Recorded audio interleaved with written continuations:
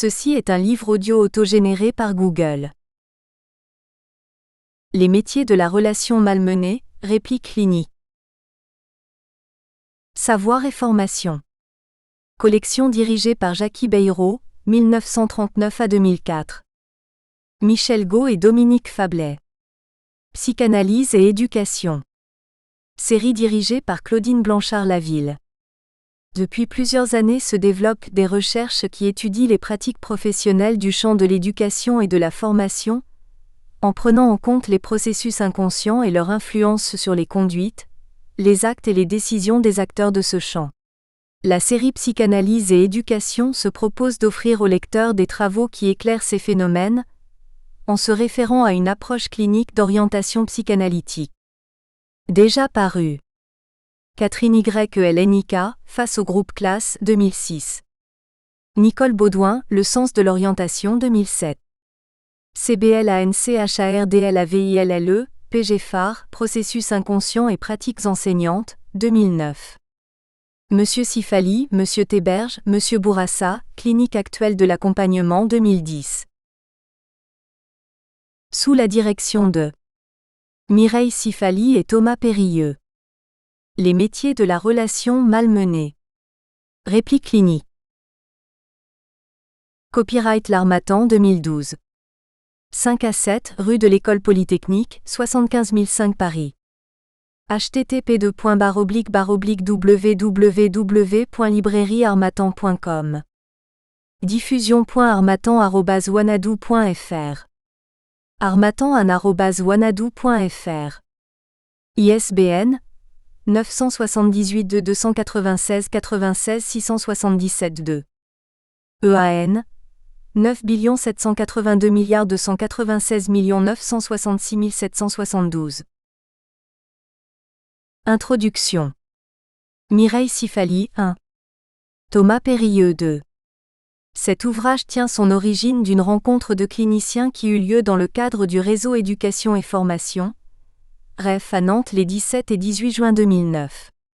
Nous avons souhaité que des universitaires se réclamant de la clinique puissent se rencontrer et réfléchir ensemble à une thématique que nous avions alors formulée de la manière suivante: légitimité et impact de l'approche clinique face à l'évolution idéologique, psychique, sociale, des métiers de la relation.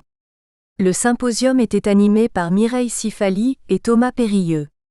Il faisait suite à la tenue de 3 autres symposiums du REF suivis de publications. Le premier, qui a eu lieu à Genève en 2003, avec un ouvrage publié en 2006 par les éditions de Bock à Bruxelles sous le titre « De la clinique. Un engagement pour la recherche et la formation ». Le second à Montpellier en 2005, avec un ouvrage publié en 2008 chez le même éditeur, Formation clinique et travail de la pensée.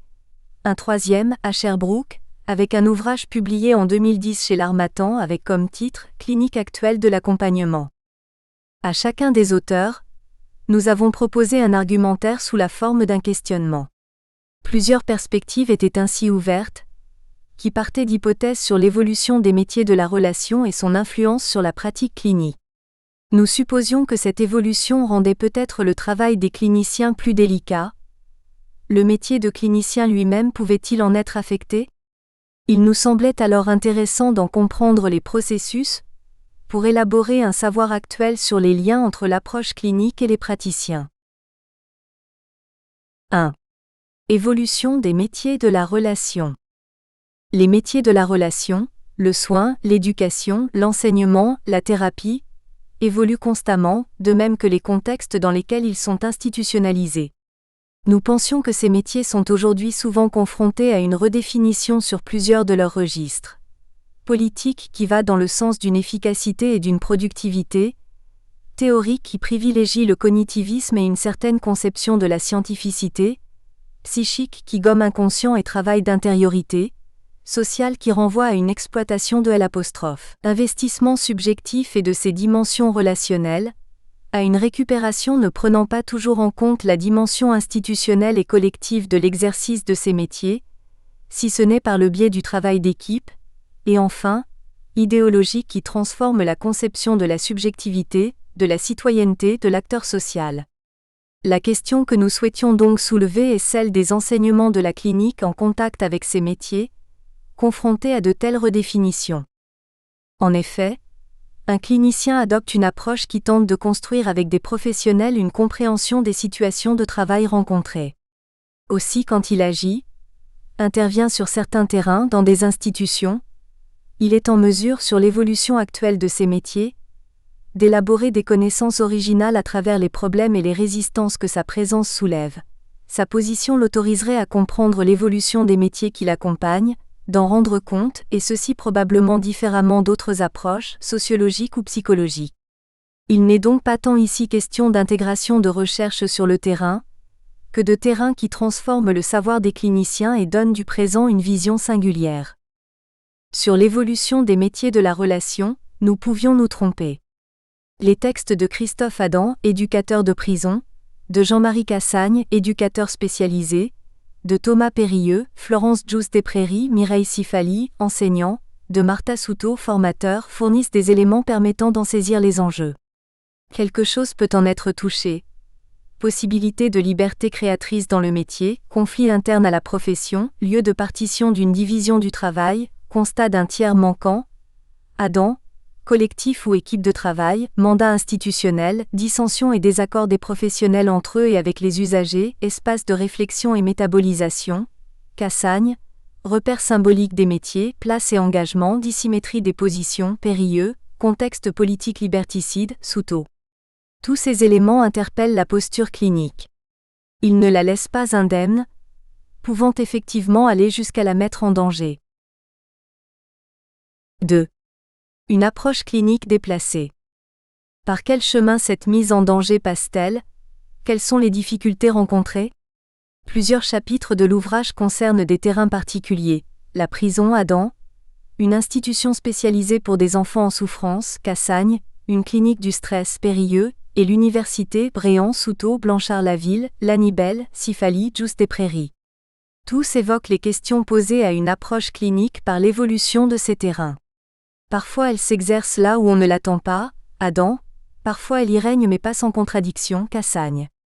À l'intérieur de l'université, un clinicien cherche sans relâche comment occuper une place, Bréant, mettre en œuvre des dispositifs de formation, Blanchard-Laville, Souto, Lanibel, tenir un dispositif d'analyse de pratique, Périlleux, répondre à l'essor de théories qui contestent une approche clinique, Sifali. Souvent un clinicien est confronté à l'attente qu'il tienne une position d'expertise, s'en débrouille-t-il? Est-il un expert? Si oui, en quoi? Lui faut-il redouter ce terme? La posture du maître ignorant a été plusieurs fois évoquée, Lanibel, Bréant, ainsi que l'usage et le mésusage d'un savoir clinique à des fins défensives, Cassagne, ou la tension entre l'autorisation et la défaillance, Bréant. Autant d'éléments qui permettent de faire sentir les tensions entre clinique et expertise. Un clinicien voit donc sa place davantage contestée. Le danger ne vient-il que de l'extérieur ou également de l'intérieur même de la clinique? Ne serions-nous pas nos meilleurs ennemis, Adam? L'approche clinique doit sans doute faire évoluer certaines de ses pratiques, de ses concepts, de ses manières d'intervenir, l'évolution des terrains et des métiers pouvant ainsi devenir une occasion d'interroger ses allants de soi, Adam, Cassagne. Elle non plus ne peut s'en tenir à sa doxa, comme si elle était de toute vérité. Par quel biais trouve-t-elle alors à s'institutionnaliser, Périlleux? N'y aurait-il pas un lien entre clinique, critique et politique, Bréant, Souto? Tous les textes s'accordent cependant sur le fait qu'un clinicien ne cède pas sur certaines positions éthiques, témoignant de sa résistance inébranlable quant à une certaine conception du sujet. Une certitude, la clinique continue de se confronter au risque du juste dans l'instant, Sifali. 3. Transmission d'une position clinique et résistance. Une approche clinique se transmet dans des cadres institutionnels comme ceux de l'université. Elle a à faire face à d'autres approches du psychisme humain. Celles et ceux qui se forment apportent avec eux de nouvelles exigences, peut-être un autre rapport au savoir. Comment alors penser les conditions de cette transmission, sachant qu'elle ne se fait pas uniquement par un instruire, mais bien par la construction d'une compréhension en situation? L'articulation théorie-pratique est-elle préservée par la particularité de cette approche? Les textes de Blanchard-Laville, Souto, Bréant Lanibel décrivent de quelle manière à l'intérieur d'un contexte universitaire se met en place une telle transmission. Avec quelles ruses, quelles difficultés, quelles articulations entre cours, séminaires et ateliers, dans quelle temporalité, avec quelles exigences d'écriture. Il ne s'agit pas ici de former des cliniciens, mais des professionnels. La question de la résistance des étudiants, particulière à leur manière de penser la science, à leur difficulté de s'impliquer comme sujet de la science, d'assumer et de travailler leur position subjective, Souto, Sifali, Blanchard-Laville, Lanibel, est ici décisive. Il y est évidemment question du rapport des étudiants au savoir, et comment celui-ci est déplacé par un dispositif clinique de formation qui leur permet d'interpréter ce qui survient. L'enjeu revient alors à comprendre par quel détour se construit non pas une position de sujet sachant, mais une position de doute et de recherche permanente, Blanchard-Laville. En parlant de résistance dans un tel contexte, nous ne pouvions pas non plus négliger celle des collègues et parfois de nous-mêmes. 4. Ouverture. En partageant leurs expériences et leurs interrogations sur l'évolution des métiers de la relation, y compris celle de la clinique, les auteurs tentent de ne pas en rester à la plainte et à la désespérance. Penser les changements et les résistances est enjeu de vie et de recherche. Nous espérons que les lecteurs y découvriront une complicité bienfaisante avec leurs propres questionnements, et quelques appuis pour remettre leur pratique à neuf sur le métier. 1 Université de Genève, Suisse. 2 Université catholique de Louvain, Belgique. Chapitre 1 Détisser le métier. La démarche clinique à l'épreuve des pratiques psychosociales en milieu pénitentiaire. Christophe Adam 3. Bien que j'exerce le métier d'enseignant et de formateur depuis quelques années, parallèlement à une pratique de psychologue clinicien en service de santé mentale, le présent texte n'a pas l'ambition d'interroger comme telle une pratique d'enseignement ou éducative. L'occasion m'est ici donnée d'interroger certaines formulations liées à la démarche clinique, d'après quelques résultats issus de ma recherche doctorale portant sur les pratiques psychosociales en milieu carcéral à destination des auteurs d'infractions à caractère sexuel, Adam 2007. La question était d'envisager si la démarche clinique en ces lieux était possible, à quelles conditions. Ainsi, le principe de co-construction des savoirs si souvent plébiscité dans les sciences humaines cliniques, le noble métier de la relation que serait celui du clinicien, les dimensions idéologiques uniquement observables dans les pratiques d'autrui ont suscité le désir de reconsidérer, par le jeu de la critique, quelques pesantes évidences. J'ai ainsi fait le pari que ma recherche dans les lieux d'ombre que sont les prisons pourrait éclairer certains enjeux de la démarche clinique. Ce pari me paraît pouvoir être tenté au regard de la puissance d'éclairage que représente une pratique au bord de la clinique, à sa marge, logée dans ses limites, pratique qui ne peut pas souvent se prévaloir d'une reconnaissance par la profession tant elle est associée à la négativité du milieu carcéral. Dès que la démarche clinique passe les lourdes portes du milieu pénitentiaire, les repères théorico-pratiques se brouillent. Ce lieu de l'ombre met en crise le dispositif clinique lui-même, révélant ainsi non seulement ses marges mais aussi ses potentialités plus souvent ignorées ou déniées, surtout lorsque le clinicien extramuros fantasme la pureté épistémologique, méthodologique et éthique de sa démarche et de son cadre, qu'il juge loin des souillures de l'enfermement et bien au-dessus des pesanteurs de l'impossible. Dans ce milieu, le praticien clinicien est justement contraint à l'impossible, ce qui n'a d'autre effet que de produire des dépassements quotidiens, certes discrets voire secrets mais dévoilant, lorsqu'on veut bien les voir et les ouïr, une fécondité insoupçonnée. Ainsi, le métier de clinicien, que je tenterai de distinguer de la profession, se voit détissé, analysé au sens originel du terme, par la relation en milieu pénitentiaire telle qu'elle apparaît reconfigurée par les contraintes de l'enfermement. Pendant près de 5 années, entre 2001 et 2006, j'ai collecté des données empiriques multiples via une méthodologie polyphonique s'inspirant largement du paradigme ethnographique. J'ai ainsi pu partager le quotidien de travail de 2 équipes psychosociales spécialisées dans la prise en charge des délinquants sexuels dans une prison et un établissement de défense sociale, internement des auteurs d'infractions déclarés pénalement irresponsables, belges francophones. Ces équipes sont essentiellement constituées de psychiatres, psychologues et travailleurs sociaux.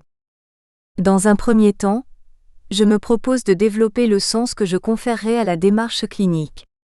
D'abord séduit par le concept de co-construction des savoirs en situation clinique, et sous l'effet de sa portée idéalisatrice, je voudrais dans un deuxième temps en identifier les travers possibles, surtout lorsqu'on l'appréhende sous l'angle d'une symétrie positionnelle entre chercheur et praticien psychosocial, ce à quoi a mené ma première opérationnalisation du concept.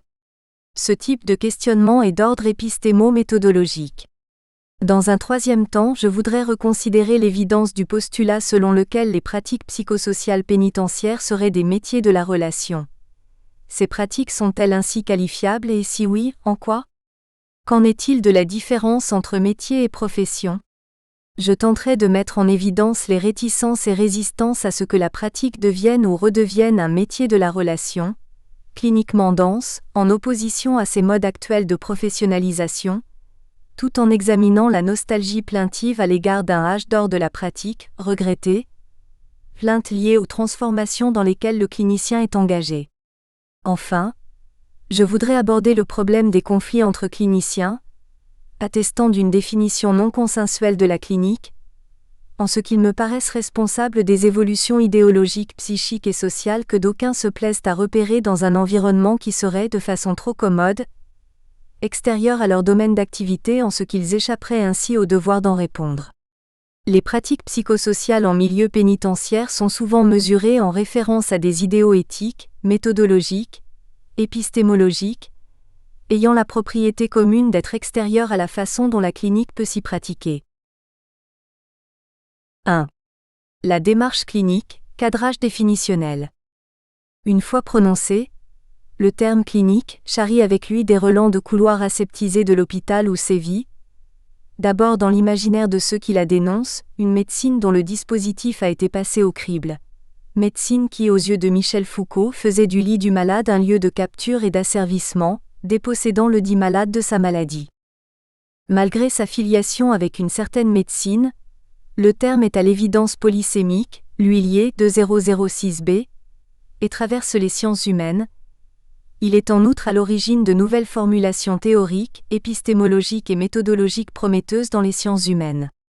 Nous tenterons ici de lui rendre le sens qu'il tient de son étymologie grecque, Ray, 2002, bien avant son origine latine renvoyant à ce célèbre lit du malade, où il signifiait pencher, incliner, avant son sens figuré et pronominal de se pencher.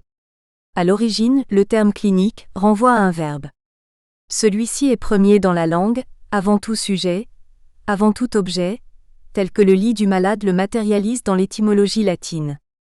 Il désigne un mouvement destiné à changer un état initial, s'agissant ainsi d'occuper une position anormale, de devenir oblique en prenant un équilibre instable, autrement dit, de prendre un risque, de s'engager à la modification d'une position première. Ce premier verbe n'a donc de sens que dans un système de positions préalables traçant une manière rectiligne, de faire et de penser. Au figuré, se pencher sur, c'est s'occuper de quelqu'un avec sollicitude, s'intéresser avec curiosité. Les enseignements sont ainsi contenus dans l'adjectif lui-même, se modifier et se tourner vers autre que soi en se décalant.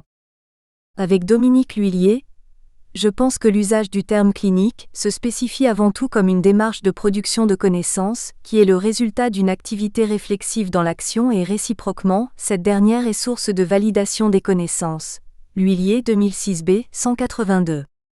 Il s'agit dès lors de favoriser la coproduction de la compréhension du sens des conduites en situation. Ibidem. Enfin, ce dispositif introduit à des relations nouvelles entre cliniciens-praticiens dans la mesure où ceux-ci sont à la fois sujets et objets de la recherche. Dispositif qui crée une situation de décalage à l'intérieur du cadre habituel, et induit ainsi une rupture par rapport à l'ordinaire. C'est ce décalage qui favorise l'émergence d'une réflexivité subjectivante, ibidem. Pour l'auteur, la clinique elle-même est une pratique supposant une exploration des relations entre la subjectivité d'un chercheur et l'objet de sa recherche. L'analyse de l'implication du chercheur est le complément indispensable à la prise en compte de la demande et de l'implication des personnes rencontrées.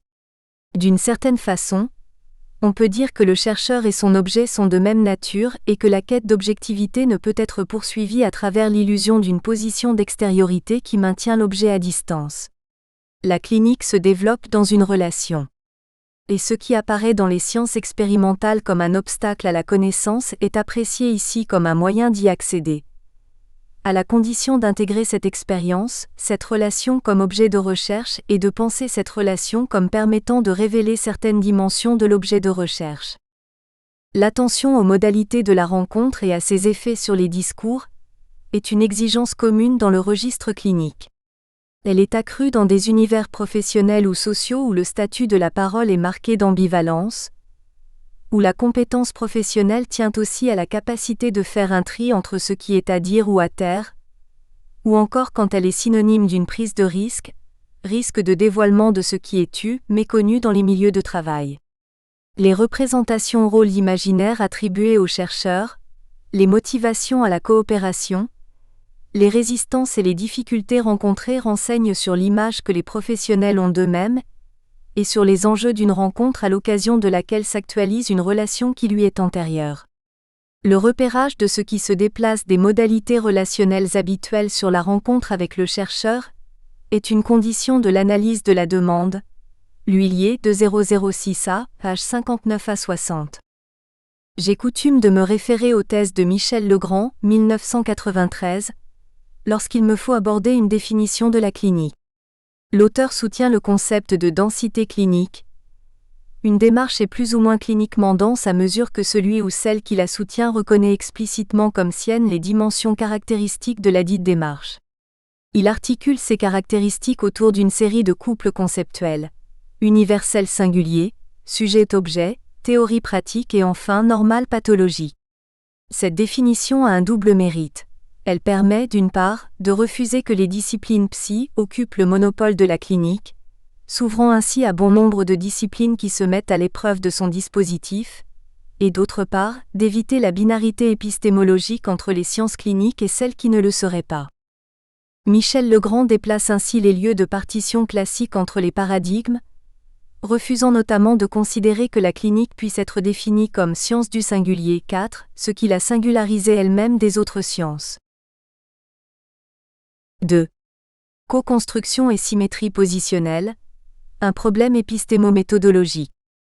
La construction intersubjective des savoirs en situation de type clinique est parfois appelée co-construction. Cette notion me paraît devoir être réinterrogée, surtout qu'elle semble s'imposer dans nombre de textes actuels en sciences humaines, laissant entendre qu'il existe une symétrie positionnelle entre les chercheurs et leurs interlocuteurs dans le dispositif de recherche, de Gaulle-Jacques, Annick Roche, 2007.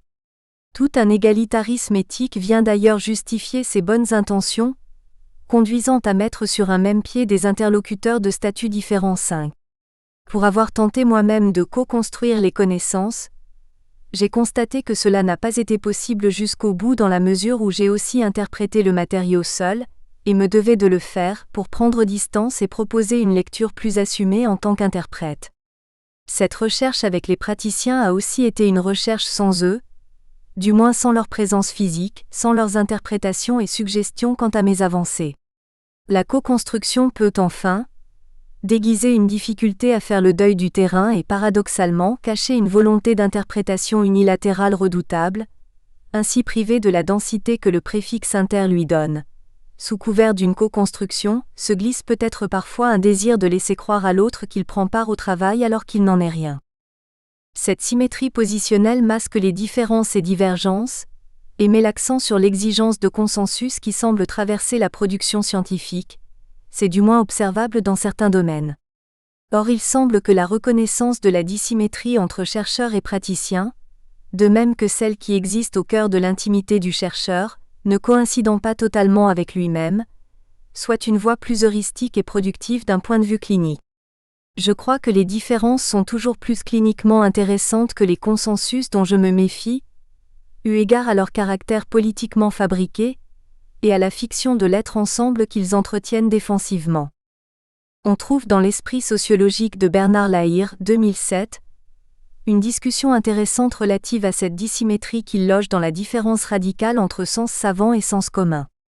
Même s'il ne fait pas nommément référence à la notion de co-construction, il constate que les chercheurs en sciences sociales ont renversé la charge de la preuve empirique. Ce sont les dits acteurs qui savent plus et mieux que les chercheurs, ce sont eux les experts de leur savoir.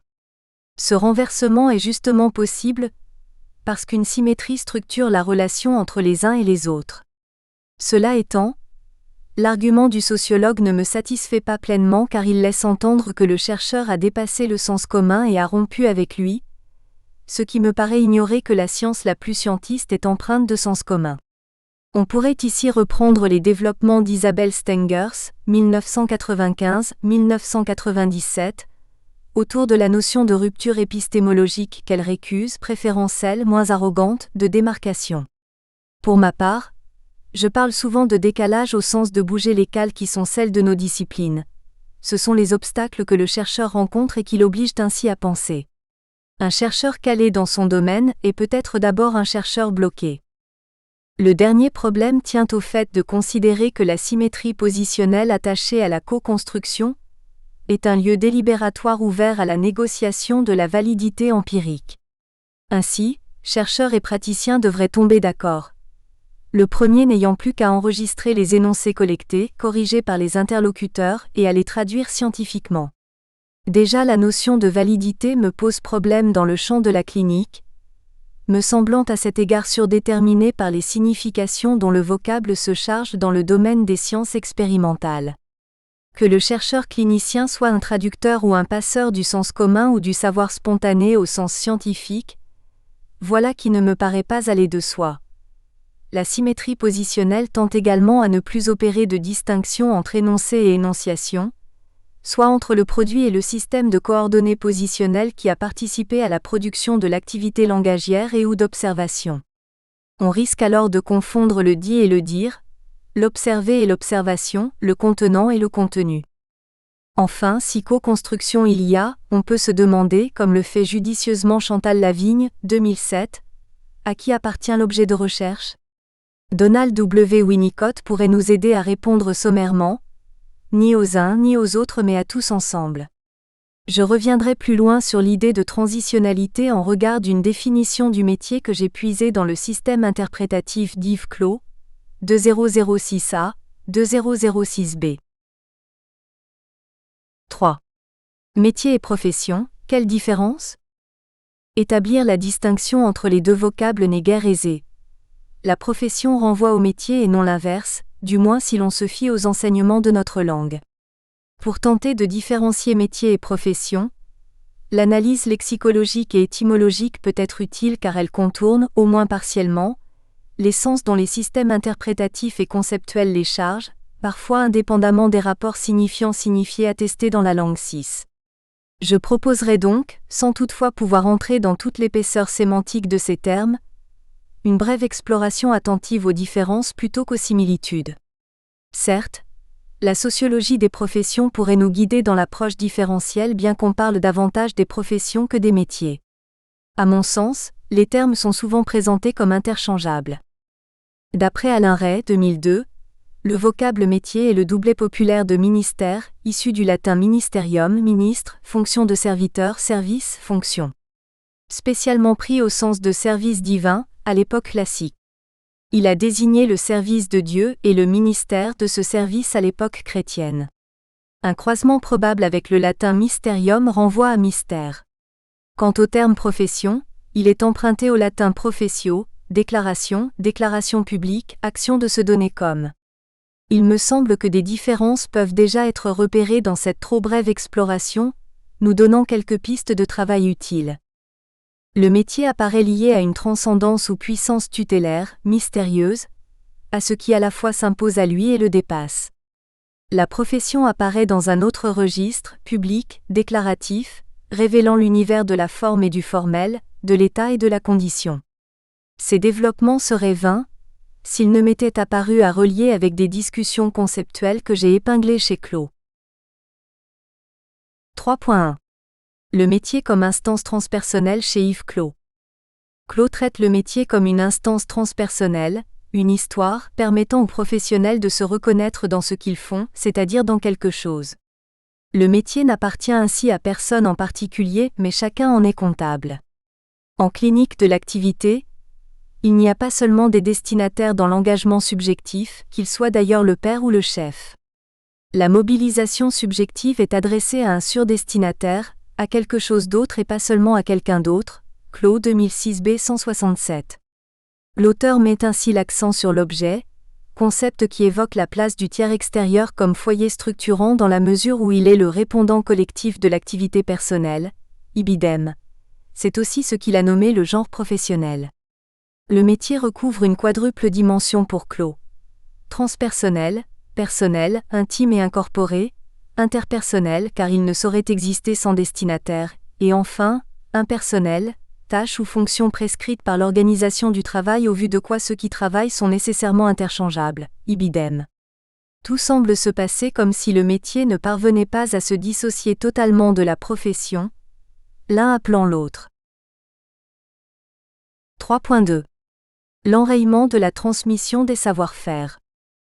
Je voudrais à présent montrer que le métier considéré comme réservoir de savoir, pouvant être transmis, se voit troué par l'effet de certaines conditions objectives en milieu pénitentiaire. Il est vrai que si le métier est appelé à se transmettre, ne fût-ce que comme savoir-faire, la profession semble échapper à ce même enjeu de transmission. Notre langue ne nous autoriserait pas à parler de transmettre une profession, du moins, l'expression n'aurait-elle pas la même puissance que lorsqu'il s'agit du métier. Revenons à mes observations empiriques en milieu pénitentiaire, où est apparu un problème chronique de turnover de professionnels, où travaillent majoritairement des jeunes femmes dont le milieu pénitentiaire est souvent le tout premier environnement de travail. Un tel milieu ne fait pas de cadeau à l'expérience débutante. C'est sans compter les désillusions massives dont font l'épreuve ces jeunes praticiennes idéalisant nécessairement leur pratique en début de carrière, désirant plus ou moins ouvertement, de manière illusionnée et souvent illusoire, transformer les délinquants en non-délinquants. De surcroît, les effets des particularités de la rencontre avec les délinquants sexuels mettent en crise le rapport à l'environnement institutionnel, à soi-même et à autrui. Les plus anciens, chevronnés, voient les jeunes recrues partir juste après les avoir formés. Ces jeunes en quête d'autres univers professionnels n'ayant pu résister à l'épreuve d'une transformation réduisant la densité clinique de leur pratique, celle à laquelle ils aspiraient, de laquelle ils rêvaient. Ces mouvances et changements incessants ne rendent pas possible la constitution d'une culture d'équipe, qui pourrait ainsi faire office de métier au sens de Clos. Malgré le fait que les conditions de travail apparaissent objectives, on ne peut ignorer que les professionnels les font aussi jouer subjectivement. Elles peuvent également révéler les potentialités subjectives tant créatrices que destructrices, voire les pentes personnelles pathogènes. En effet, nombreux sont ceux qui se dépriment en raison de leurs attentes déçues, justement parce qu'elles étaient trop élevées. Il semble bien que le constat d'un tiers manquant, qu'on peut identifier comme métier ou plutôt condition de son exercice, ne soit pas spécifique au milieu pénitentiaire et relève de notre condition anthropologique contemporaine, Lebrun 2007/2008. En outre, le milieu lui donne une autre visibilité et lisibilité. L'organisation du travail en devient tellement délétère qu'elle n'assure plus les conditions d'une stabilité minimale pouvant faire fonction d'appui. Que dire alors de ces détenus à qui l'on demande de créer des relations stables avec l'emploi, les autres, le partenaire, eux qui entendent cet impératif de la bouche d'une succession incessante de travailleurs différents. Au reste, l'idéal néolibéral peut représenter une bouée de secours au regard de ce qu'on appelle la flexibilité du travail, ce terme apparaissant comme une valeur attachée à une nouvelle conception de la performance dans l'univers du travail. Or, ainsi que le souligne Thomas Périlleux, 2001, cette idée forte s'inscrit dans toute une idéologie managériale que je ne ferai que très rapidement évoquer. À ce titre, il nous semble d'ailleurs qu'il faille ajouter à l'inventaire proposé par l'auteur un type de flexibilité dont atteste le fonctionnement intrapénitentiaire. Celle qui témoigne d'une interchangeabilité des figures professionnelles apparaissant liées à la performance de la polyvalence. Lorsque je parle de détisser le métier, dans un sens métaphorique, c'est en vue de déplacer ou décaler les objectivations premières renvoyant aux évidences ou aux rationalisations aisées qu'opèrent les praticiens lorsqu'ils parlent de leur profession et réaffirment que la clinique leur manque. Il est plus juste de dire qu'ils ne sont pas ceux qu'ils auraient voulu être, se plaisant encore à se rappeler les bancs de l'école supérieure ou de l'université, que la rencontre avec le chercheur clinicien universitaire vient aussi réveiller, dans la symétrie positionnelle évoquée, ici plus particulièrement spéculaire. Dans le sens de la méthode de Clos, consubstantielle à la clinique de l'activité qu'il a théorisée. Détisser le métier, même s'il n'utilise pas l'expression comme telle, c'est l'attaquer pour mieux le défendre. Si l'on traduit empiriquement le principe, la bonne description de l'activité professionnelle ou pratique 7, c'est la redescription dans une démarche de redécouverte des petites différences qui font que l'activité n'est pas la tâche. La tâche, c'est ce qui est à faire alors que l'activité est d'une toute autre épaisseur. C'est faire ce qui n'est pas à faire, refaire ce que l'on a fait, faire pour ne pas faire ce qui est à faire ce qu'on n'aurait pas dû faire, ne pas faire ce qu'on aurait voulu. Au fond, c'est tout ce qui met l'homme en tension dans par et à travers la situation de travail toujours grosse de potentialités non réalisées. La distance à l'égard de la tâche comme seul objet d'investigation ne peut alors que contribuer à engendrer une clinique de recherche simpliste. 3.3. Plainte et dépassement par le parler du métier. Je voudrais ici revenir à l'enregistrement tel quel de la plainte lancinante dans laquelle les praticiens, regrettant de ne plus être cliniciens, s'enferment, comme une prison dans la prison. Nous touchons alors à l'univers symbolique, où le métier se tisse et se détisse constamment. Si le chercheur clinicien se montre dupe de cette plainte en lui donnant aveuglément plein crédit, il risque bien de manquer le rendez-vous avec les prises de distance à l'égard des regrets exprimés toujours par la négative. On n'a pas le temps, l'autorité ne nous écoute pas, on ne fait plus de clinique, on ne fait plus que de l'expertise. La liste est infinie, mais aussi résolument univoque, car on dit alors ce que la pratique n'est pas, ce qu'elle n'est plus, fabriquant un âge d'or qui n'a jamais existé que pour ceux qui devaient mesurer et objectiver des transformations en adressant un discours à un chercheur devenu le porte-parole de la misère du travail. Pour que ces décalages puissent advenir, il s'agit de pouvoir chercher dans une temporalité processuelle plutôt longue car le coup de sonde ponctuel n'enregistre bien souvent que du discours répétitif et monotone. Il s'agit de prendre les praticiens au sérieux et non aux mots. Dire ce que la pratique est, positivement, sans la mesurer immédiatement à des normes professionnelles de toute façon hors de portée, reste un travail difficile et de longue haleine. On sait que la négativité s'impose dans ce milieu, et que la positivité apparaît sociologiquement suspecte. En fait, il m'a fallu du temps avant de comprendre que la liberté créatrice en milieu pénitentiaire devait demeurer cachée autant que possible, tant elle se fragilisait au contact des contraintes particulièrement robustes. La plainte comme énonciation, à distinguer des plaintes comme énoncés empiriquement très variables, masque les potentialités qu'ont les praticiens de détisser le métier, en toute liberté créatrice, là où précisément on ne les attendait pas. Une illustration empirique nous permettra de mieux saisir les enjeux de telles potentialités. Je la tiens de l'analyse des expressions de ce qu'on peut appeler, avec Clos, le parler du métier, réserve symbolique pouvant être transmise certes mais assurant peut-être d'abord une reconnaissance personnalisante quant à la maternité-paternité de la formule produite. Au printemps 2007, par voie de circulaire, de nouvelles instructions méthodologiques rationalisant les pratiques psychosociales ont été communiquées aux praticiens. Lors d'un entretien, une travailleuse sociale m'interpelle. « Tu as vu ça ? La hiérarchie n'ont rien trouvé de mieux pour nous faciliter la tâche. » Elle me montre alors un document très structuré, dont la lecture semble compliquée au premier abord.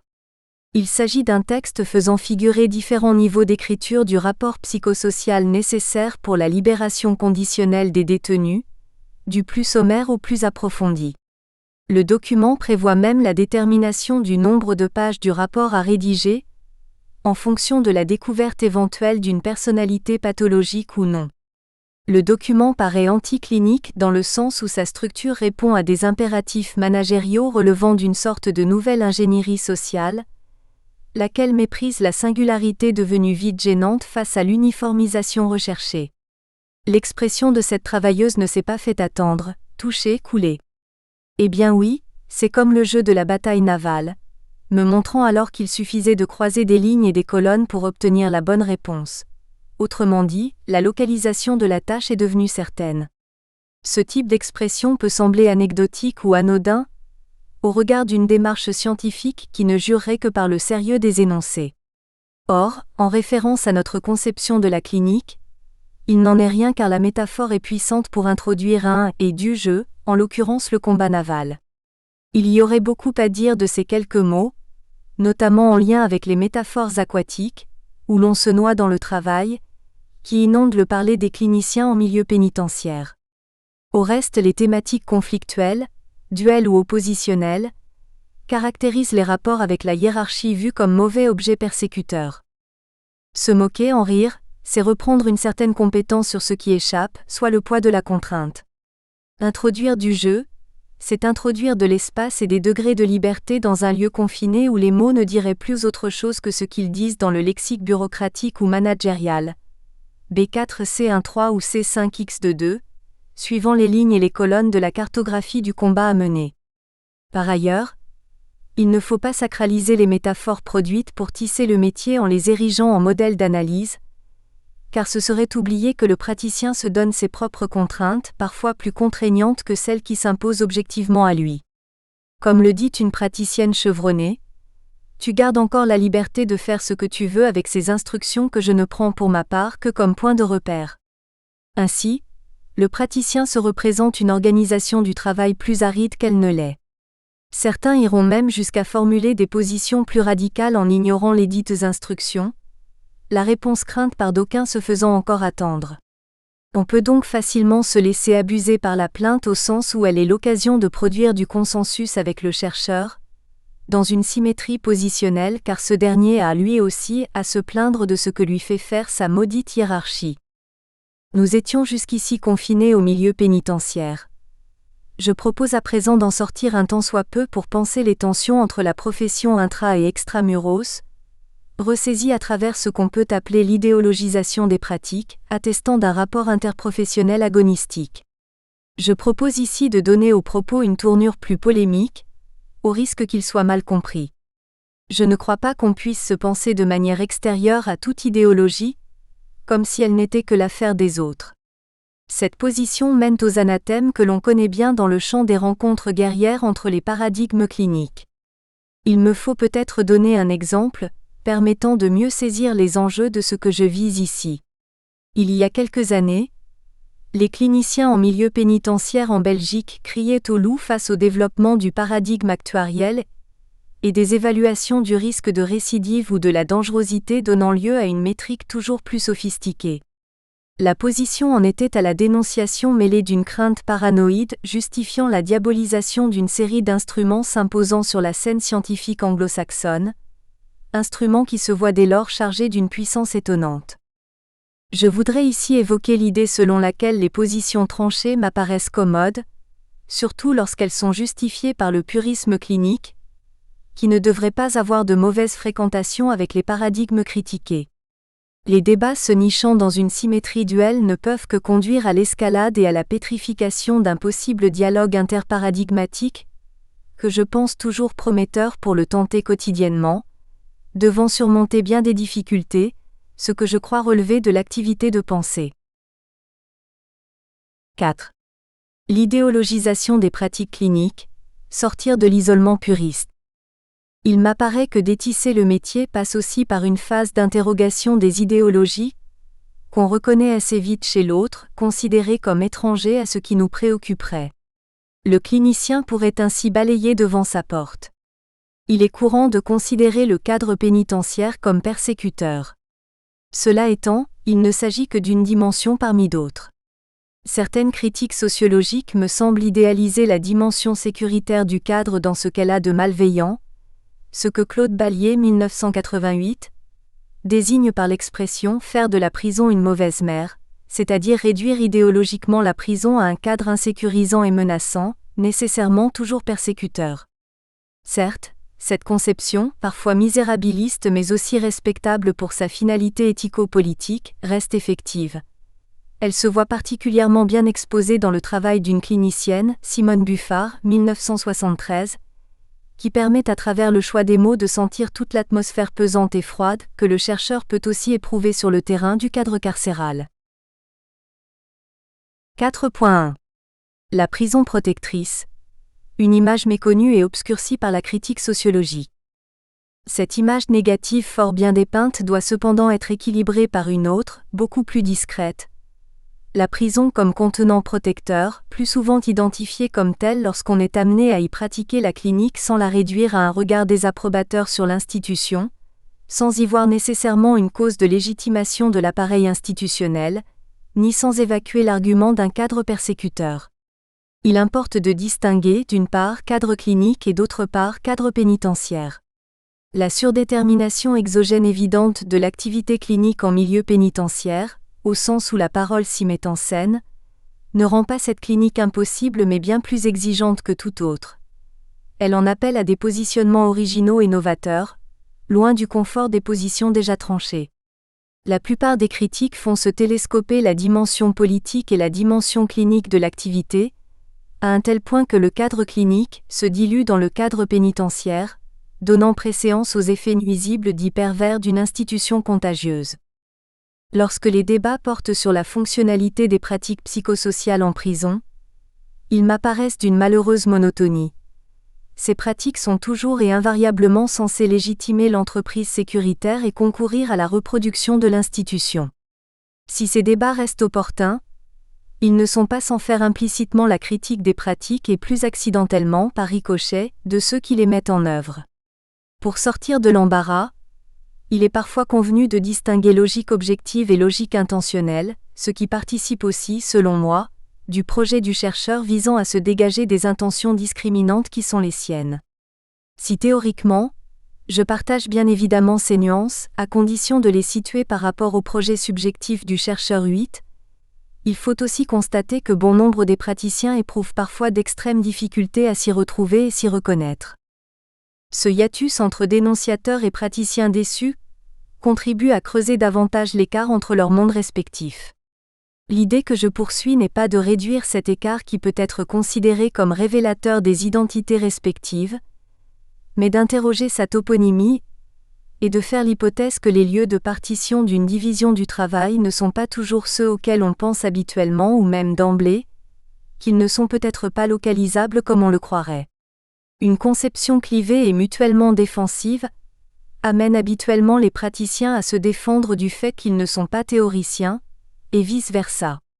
Si les praticiens disqualifient à leur tour certaines analyses critiques, le plus souvent globales, en tant qu'ils ne s'y reconnaissent pas, simplement par exemple, parce qu'ils n'ont pas eux-mêmes été consultés pour différentes raisons, il faut aussi nous méfier des critiques faciles, car lorsqu'on leur donne parfois la possibilité d'une auto-analyse, il peut arriver qu'ils ne l'exploitent pas toujours comme on l'attendrait, ce qui renvoie alors à l'un des travers de la co-construction telle que nous l'avons identifié avec Lahire. Les cliniciens eux-mêmes n'échappant pas à l'idéologisation de leurs pratiques, il serait trop simple de dresser des constats accusateurs contre les critiques de l'administration du système pénal. En milieu pénitentiaire notamment, le recours à la psychanalyse comme méthode théorico-clinique a vu des voix s'élever chez certains tenants qu'on pourrait appeler les adeptes d'une pureté méthodologique. À ce titre, Ballier, 1996, s'est exprimé en se justifiant quant à l'idée de traiter des comportements sexuels, violents, selon les catégories de la métapsychologie, alors même que la population traitée échappait au dispositif de la cure classique 9. Cette mise à l'épreuve des concepts psychanalytiques, avec une population présentée généralement comme rétive à toute entreprise de ce genre, paraît on ne peut plus fidèle aux préceptes psychanalytiques, en tant que cette épreuve est susceptible de faire avancer la théorie comme la pratique, au sens freudien, autrement dit au sens d'une dialectique entre ces deux termes. Ce dont Ballier témoigne à travers son entreprise, c'est avant tout qu'il s'agit d'accorder une dignité à la pratique psychanalytique en milieu pénitentiaire, tout en laissant entendre la férocité des cliniciens entre eux, fondée en partie sur une sorte de sacralisation du dispositif d'interlocution. Celle-ci conduit à une disqualification des pratiques intramuros lorsqu'elle est le fait d'une certaine noblesse clinique, assimilée à une psychanalyse de divan, faisant écho aux critiques que Robert Castel, 1981, parmi d'autres avait adressées à la psychanalyse. 4.2. Idéalisation de la thérapeutique chez les cliniciens eux-mêmes. L'impact d'une critique intraprofessionnelle. L'idéalisation de la cure analytique repose sur une survalorisation, comme toute idéalisation, de la dimension thérapeutique de l'activité du clinicien qui, aux yeux des puristes, devrait être conforme à de prétendus réquisites méthodologiques. Or, au regard des travaux de Freud ou de Lacan, aucun credo technique ne nous est donné. De tels travaux portent rarement sur des considérations techniques. En effet, les deux maîtres n'ont laissé aucun traité, à dessein sans doute, pour parer à l'envahissement des idéologies se nourrissant des réifications univoques, dont on sait à la lecture de l'œuvre lacanienne par exemple, que la polysémie vient au secours de ce risque de figer la technie. Certes, il existe bien des règles, formulées de manière le plus souvent négative d'ailleurs, dans le sens de ce qu'il ne faut pas faire et non de ce qu'il faudrait faire, ajoutées à des mises en garde contre les risques d'usage abusif de tels dispositifs, c'est du moins le cas chez Freud. L'un de ces usages abusifs est justement de réduire le dispositif à une technique applicable par tous et pour tous de la même manière. Or notre époque s'offre à des applications mécaniques de ce genre qui relaient l'apostrophe. Esprit marchand influent sur les échanges sociaux. N'en déplaise aux puristes, le projet de Balliet semble fidèle aux enseignements de la cure. Certes, le dispositif qu'il propose n'a que peu à voir avec le divan, mais s'enracine bien, de façon complexe et porteuse, dans une perspective métapsychologique inscrite dans la filiation de la psychanalyse freudienne.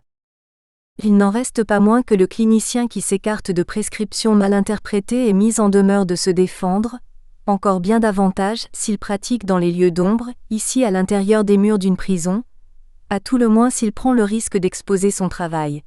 Cette exigence d'autojustification, trouvant malgré tout une solide base conceptuelle depuis ces Balliet, atteste de la crise identitaire des analystes eux-mêmes ou plutôt de leur rapport à la théorie et à la pratique, c'est-à-dire aussi à leur mythologie personnelle. Plus fondamentalement encore, la thérapie, véritable socle de la pratique clinique, est parfois trop vite assimilée par les cliniciens eux-mêmes à l'activité de traitement ou de guidance qui ont des acceptions bien plus larges et relèvent d'un autre ordre d'exigence. Or en Belgique, le cadre légal ne fait pas mention du terme thérapie à l'égard des auteurs d'infractions à caractère sexuel. Il est parfois étonnant de remarquer que les cliniciens extramuros se proclament de facto thérapeutes d'abuseurs sexuels, sans ni donner une définition de ce que serait pour eux la pratique thérapeutique, ni interroger le sens des demandes dites thérapeutiques qui émaneraient du système pénal et découleraient des attentes des magistrats. Du reste, le cadre légal n'exige pas de prise en charge thérapeutique, insistons-y. Il s'agirait donc d'examiner les définitions subjectives des cliniciens pénitentiaires qui ne s'autorisent guère, eux, à se prétendre thérapeutes, et on peut les comprendre en regard d'une part, des disqualifications qu'ils peuvent subir et d'autre part, des finalités gestionnaires dans lesquelles ils se sentent pris. La tendance à sacraliser la thérapeutique est parfois associée à un certain culte de la parole qui serait le seul vecteur de la psychanalyse, sans autre médiation que le transfert entre l'analyste et l'analysant. Certes, nous convenons que la pratique psychanalytique en prison n'est pas la cure, mais la psychanalyse est aussi très loin de se réduire à cette dernière. Les psychanalystes n'ont cependant pas toujours une vision nuancée, ce qui a pour fâcheuse conséquence de reléguer l'autre dimension fondamentale de la clinique, le diagnostic 10, en annexe du travail clinique, ainsi que le souligne Jean Kinable 2002. Ce rejet s'accompagne aussi parfois d'une certaine méfiance à l'égard des méthodes diagnostiques elles-mêmes, dont les méthodes dites projectives, notamment le test de Rorschach et le TAT. Le culte de la parole qui constituerait le seul matériau probant pour la psychanalyse tend à discréditer toute autre médiation, laquelle pourrait contribuer à une mise en forme différente de la parole elle-même, alors que certaines méthodes peuvent faire advenir des évocations originales qui, sans elles, n'auraient peut-être pas eu lieu. Cela est d'autant plus regrettable que les sujets rencontrés en milieu pénitentiaire manifestent souvent de grandes difficultés à s'exprimer dans un dispositif d'interlocution tel qu'il est à œuvre dans les cliniques extramuros, précisément lorsque ce dispositif ne tolère aucune autre médiation que l'évocation elle-même. 4.3. Ce que ne doit pas être la clinique en milieu carcéral. La crise de la psychanalyse, ou plus exactement du rapport des cliniciens à la théorie et à la pratique, a également traversé le milieu pénitentiaire lorsque certains praticiens, qui menaient une expérience clinique délicate, se sont heurtés à la pesanteur de l'institution et ont dû défendre leur vue. L'exemple le plus frappant nous vient des... Nous espérons que vous avez apprécié cet aperçu. Pour continuer à écouter ce livre audio sur Google Play Livres, utilisez le lien dans la description de la vidéo.